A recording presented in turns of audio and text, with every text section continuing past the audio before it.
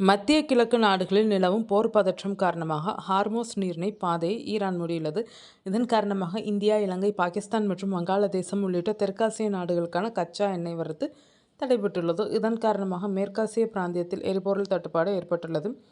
ஏற்கனவே பாகிஸ்தான் மற்றும் இலங்கை உள்ளிட்ட நாடுகளில் எரிபொருள் தட்டுப்பாடு காரணமாக பெட்ரோல், டீசல் போன்ற எரிபொருட்கள் விலையேற்றம் கண்டுள்ளது.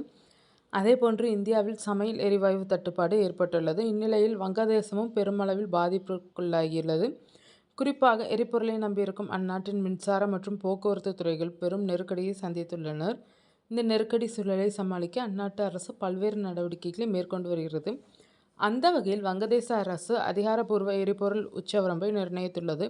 அதன்படி பைக் வைத்திருப்பவர்கள் ஒரு முறைக்கு அதிகபட்சமாக 2 லிட்டர் மட்டுமே பெட்ரோல் வாங்க முடியும். 4 சக்கர வாகனம் வைத்திருப்பவர்கள் 10 லிட்டர் என்ற உச்சவரம்பு நிர்ணயிக்கப்பட்டுள்ளது. மேலும் பேருந்து மற்றும் லாரிகள் போன்ற பொது போக்குவரத்து வாகனங்களுக்கு 70 முதல் 220 லிட்டர் வரை எரிபொருள் பெற்றுக்கொள்ள அனுமதிக்கப்பட்டுள்ளது. அதே நேரத்தில் நாடு முழுவதும் உள்ள அனைத்து அரசு மற்றும் தனியார் பல்கலைக்கழகங்களை மூட அரசு உத்தரவிட்டுள்ளது. அதேபோல சர்வதேச பாடத்திட்ட பள்ளிகள் மற்றும் பயிற்சி மையங்களும் தற்காலிகமாக மூடப்பட்டுள்ளன.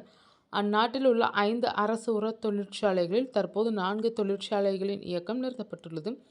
தற்போதைக்கு 14 நாட்களுக்கு தேவையான டீசலும் மற்றும் 8 முதல் 15 நாட்களுக்கு தேவையான பெட்ரோல் மற்றும் ஆக்டனும் ஆகியவை கையிருப்பில் உள்ளதாக அந்நாட்டு அரசு தெரிவித்துள்ளது.